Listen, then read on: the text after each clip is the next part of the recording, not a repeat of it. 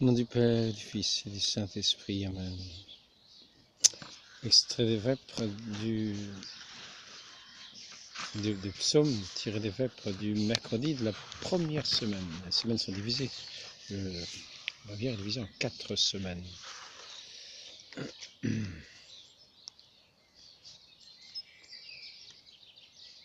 Le Seigneur est ma lumière et mon salut. De qui aurais-je crainte? Le Seigneur est le rempart de ma vie.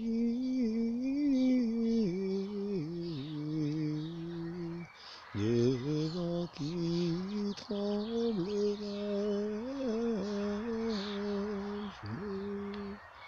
Si des méchants s'avancent contre moi pour me déchirer, ce sont eux mes ennemis, mes adversaires qui perdent pied succombent.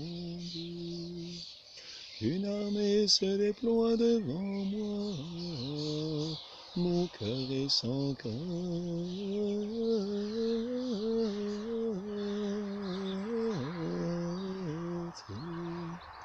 Que la bataille s'engage contre moi, je garde confiance.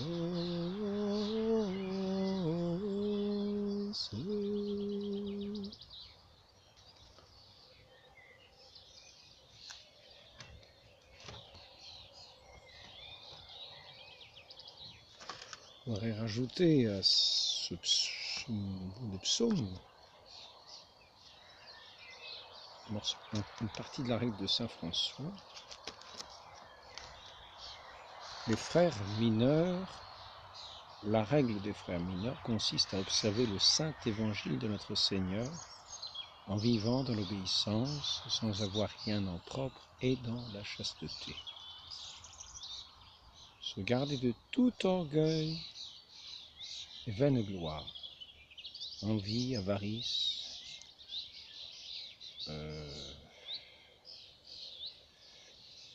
tracas de ce monde, médisance, mauvais esprit. Les frères doivent par-dessus tout souhaiter avoir l'esprit du Seigneur et le laisser agir en eux, de le prier toujours d'un cœur pur, de posséder l'humilité, la patience, dans la persécution ou dans la maladie.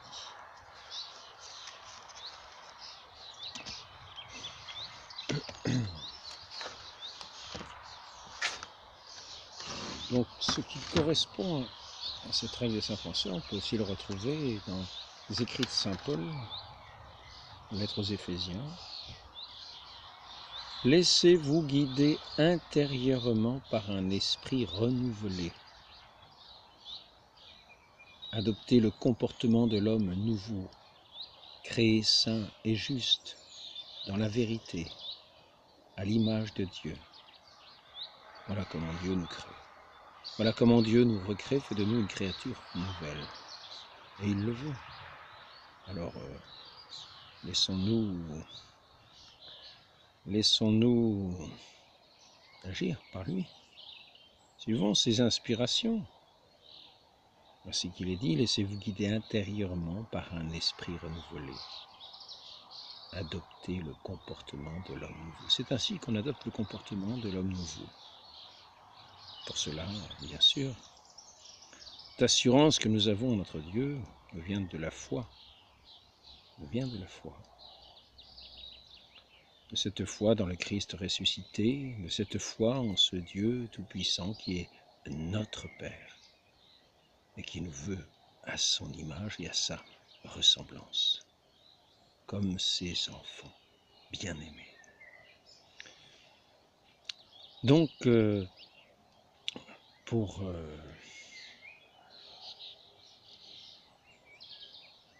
nous imprégner de cette pensée, pour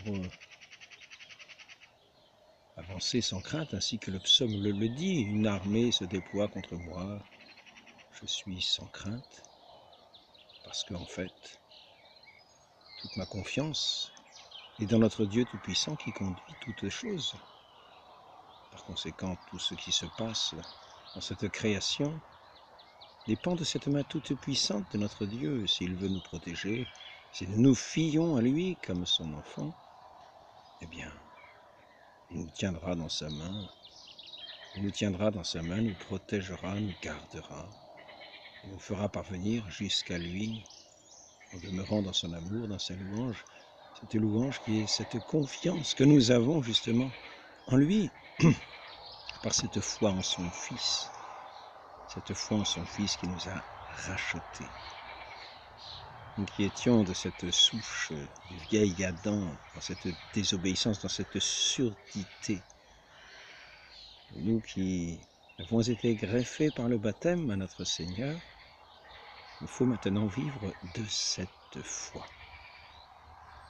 Et donc, pour nous aider à vivre de cette foi, pour faire ces actes de foi dont je parle quelquefois, eh bien, il nous faut, je pense que c'est utile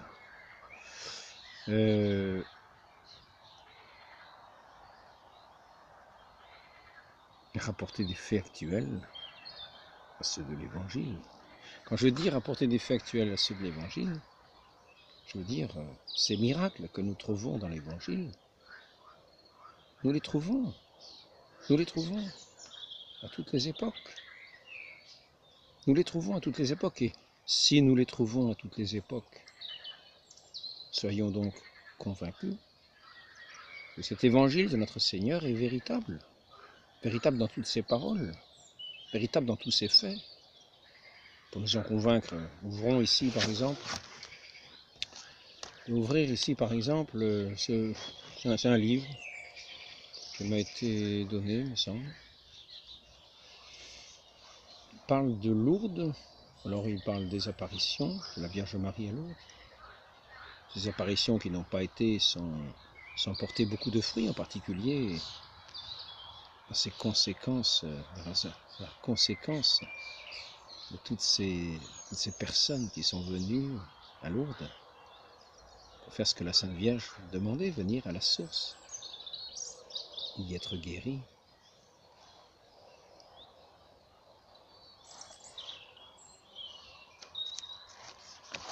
Alors, je vais juste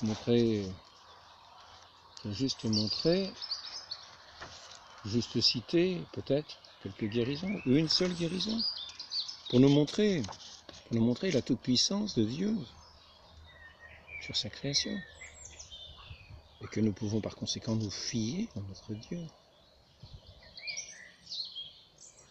Écoutez la parole de celui qui est son envoyé, notre Seigneur Jésus-Christ, et écoutez son évangile,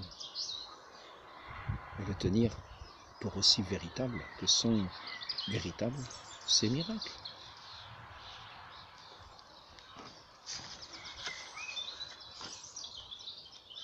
Le 13 février 1955, la Commission internationale qui, comme nous l'avons dit, se réunit chaque année pour la vérification des dossiers les plus importants constitués au bureau des constatations, a retenu 2 des 3 qui lui étaient soumis. Le premier, présenté par le professeur Langeron de Lille, était celui de la petite danseuse viennoise dont nous venons de parler. Le second, rapporté par le professeur Saint-Traille de Toulouse, était celui d'un père de 5 enfants, venu le 30 mai 1950 à Lourdes dans un état absolument désespéré alors qu'il était âgé de 32 ans. Evasio Ganora était atteint depuis 1949 de la lymphogranulomatose maligne ou maladie de Hodgkin. Dans sa forme la plus sévère, de gros ganglions étaient apparus sous l'aisselle gauche, le volume du foie et de la rate avait augmenté notablement. La fièvre était persistante, tous les remèdes employés furent absolument inutiles. Le malade subit sans résultat 22 transfusions de sang. Les docteurs prévoyaient sa fin à brève échéance. Il arrive à Lourdes le 31 mai 1950 dans un état d'extrême faiblesse. Dès son premier bain dans la piscine, il est envahi par une grande chaleur et rentre à pied à l'hôpital. La fièvre l'a quitté, il peut faire le lendemain son chemin de croix, le surlendemain, il aide même à porter les grands malades. La guérison immédiate constatée dès son retour à Milan s'étant maintenue, les médecins du bureau des constatations sous la présidence du docteur Pélissier, le 16 août 1954, s'assurèrent que la rate et le foie étaient normaux. Mais pour compléter le dossier, ils demandèrent aux médecins italiens de leur adresser les préparations histologiques faites sur les ganglions malades, prélevés avant la guérison. Les préparations vérifiées par 2 histopathologistes français très qualifiés confirmèrent les caractéristiques de la maladie Hodgkin. Le 31 mai 1957, en la fête de la royauté de Marie, l'évêque de Casal-Monferrato proclama miraculeuse cette guérison et un jugement canonique appuyé sur les études scientifiques qui avaient été faites si minutieusement par les spécialistes les plus qualifiés. Le professeur Jean Lermite de l'Académie de médecine qui participait aux délibérations de la Commission internationale a déclaré « Les 2 observations qui ont été longuement discutées au sein de la commission médicale méritent une attention particulière, en ce que la première, qui est l'attestation d'une insuffisance endocrinienne de la plus haute gravité, a pu être guérie sans adjonction d'aucune médication. Le second fait témoigne d'une lésion organique vérifiée et contrôlée par 4 histologistes spécialement qualifiés et susceptible de disparaître de la manière la plus imprévisible, soudainement et sans retour. Redisons-le, si le premier exemple de guérison concerne la restitution d'une fonction, le second fait, encore plus démonstratif, atteste la guérison de lésions organiques vérifiées et d'une maladie de Hodgkin qui, très correctement traitée, ne permet qu'une survie de 4 à 5 ans. Le professeur Mauriac pouvait conclure de son côté, devant des faits tels que ceux étudiés ici, le médecin, qu'il soit croyant ou incroyant, ne peut que dire « je ne comprends pas ». Quelle que soit la position philosophique de chacun, le fait de Lourdes reste. Donc si nous rapprochons de tous les autres faits constatés, ne serait-ce qu'à Lourdes, et si nous les rapprochons des faits évangéliques, des guérisons miraculeuses, nous retrouvons les mêmes. Bon, la source qui jaillit sous les doigts de Sainte Bernadette ne jaillit pas aussi vite qu'avec le bâton de Moïse. Mais dans toute l'histoire de l'Église, nous voyons ces sources qui jaillissent. La conclusion, c'est qu'après cette apparition de la très sainte Vierge Marie, qui se présente comme telle, qui récite le chapelet, qui invite Sainte Bernadette à le réciter, en disant le credo. Je crois en Dieu le Père Tout-Puissant, Créateur du ciel et de la terre, et en Jésus-Christ, son Fils unique. Je crois. C'est justement tous ces actes de foi, cet acte de foi fondamental dans notre Dieu, que notre Seigneur Jésus-Christ est venu faire resplendir sur cette terre par ses paroles, cette sagesse éternelle qui s'est faite homme. À Fatima, nous voyons d'abord, avant les apparitions de la très sainte Vierge Marie, cette apparition de l'ange, que nous retrouvons à l'Annonciation. L'ange qui présente la Sainte Hostie pour que les enfants communient. Donc, si nous regardons les évangiles, nous y voyons cette mémoire, faites ceci en mémoire de moi. Notre Seigneur se donne à nous, notre Dieu se donne à nous, pour que nous le recevions dans la foi. Nous ne pouvons le recevoir que dans la foi. Donc il nous faut faire ces actes de foi. Et ce n'est pas, il faut en demander la grâce, avec persistance. Sinon nous serons rejetés de notre Dieu. Demandons la grâce avec persistance. Si nous ne connaissons pas Dieu, comment aurons-nous la vie éternelle? La vie éternelle consiste à le connaître. Et notre vie consiste à l'aimer, à le servir en ce monde et être un jour sauvé dans l'autre. Donc, Donc,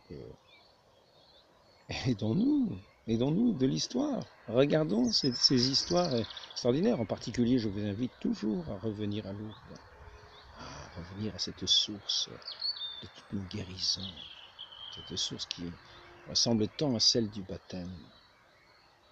Il y a un renouvellement des corps à Lourdes. Le baptême, c'est le renouvellement des âmes. Et nous allons, par cette vie dans la foi, par ce baptême, par cette docilité au mouvement du Saint-Esprit dans la foi, dans cette confiance en Dieu, notre Père, quels que soient les événements que nous rencontrerons, en nous abandonnant à lui, avec confiance, c'est notre plus belle louange que nous puissions faire à notre Dieu. Que notre vie soit une prière, dès ici-bas. Préparons-nous à chanter éternellement ce cantique, ce cantique. Nous chanterons la gloire éternelle de notre Dieu. Mon âme exalte, le Seigneur exulte, mon esprit en Dieu, mon Sauveur. Nous ne remercierons jamais assez notre Seigneur Jésus-Christ de nous avoir donné sa vie, d'avoir jusqu'à sa mort témoigné de son obéissance au Père et de son amour pour nous montrer le prix que nous avons aux yeux de Dieu, nous ses enfants. Il veut faire ses enfants par le baptême. Le baptême nous sommes fait enfants de Dieu. Nous avons renoncé à cette suggestion à Satan. Satan n'est plus notre Père que nous écoutons et qui nous fait agir, qui est comme, comme notre Seigneur dit, si vous ne m'écoutez pas, pourquoi ne m'écoutez-vous pas? Parce que notre Père, c'est le diable, c'est Satan. Parce que si vous écoutez le diable, vous êtes façonné à son image de rebelle, son image d'une mort, celui qui est dans la mort éternelle, qui n'est plus dans cette grâce, dans cette vie de l'amour, de la beauté de Dieu, dans sa grâce. C'est le pays de l'ombre, de la mort, le pays de l'obscurité. Ce n'est pas ainsi que notre Dieu nous veut. Répétons cette phrase si magnifique, tirée de la lettre aux Éphésiens, chapitre 4, versets 23-24. « Laissez-vous guider intérieurement par un esprit renouvelé, adoptez le comportement de l'homme nouveau, créé saint et juste dans la vérité. » Créé saint et juste dans la vérité, n'est-ce pas beau? Notre Dieu nous crée ainsi, saint et juste dans la vérité. C'est ainsi que nous sommes cette création nouvelle, conformée au Christ, greffée sur le Christ, et qui est mort à ce monde, qui était mise à mort par ce monde, rebelle à Dieu, et qui était, lui, le fidèle, le témoin fidèle que Dieu a relevé d'entre les morts. Lui qui est descendu aux enfers pour en libérer les âmes de ceux qui l'attendaient. Laissez-vous guider intérieurement par un esprit renouvelé. Adoptez le comportement de l'homme nouveau, créé saint et juste dans la vérité, à l'image de Dieu. A-t-il besoin d'aller beaucoup plus loin? Pas nécessairement. Donc, ne manquons pas de faire ce rapprochement entre ces miracles certifiés que nous voyons à Lourdes et ceux des évangiles. Voyons que ce sont quasiment les mêmes.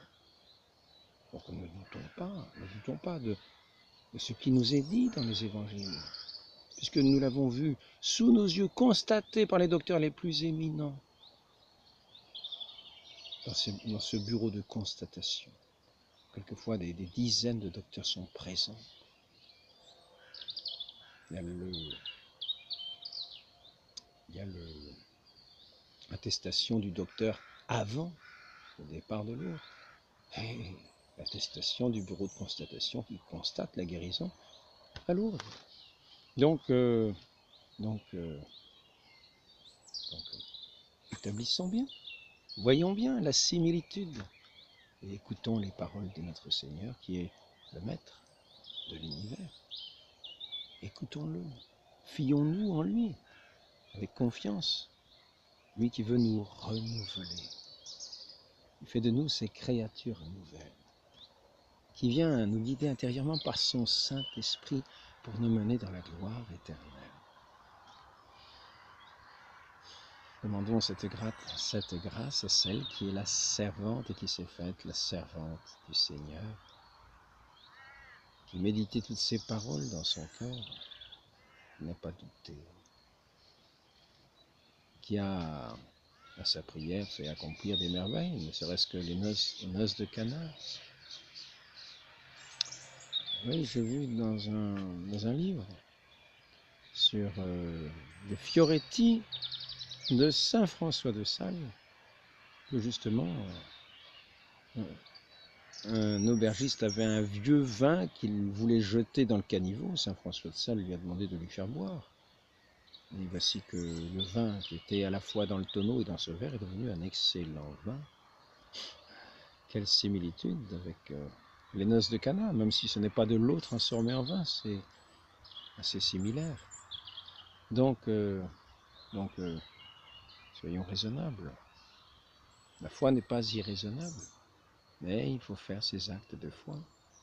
La foi n'est pas irraisonnable. Si nous avons des yeux pour voir, si le Saint-Esprit nous donne ses yeux pour nous intéresser à ce qui est essentiel, la connaissance de notre Dieu, la connaissance de ses œuvres, eh bien, tournons-nous vers lui, regardons-le, écoutons-le et considérons toutes ses œuvres magnifiques, grandioses, et fions-nous en lui, dans cette foi, dans cet abandon, dans cette joie intérieure, cette paix, de cette réconciliation avec notre Dieu.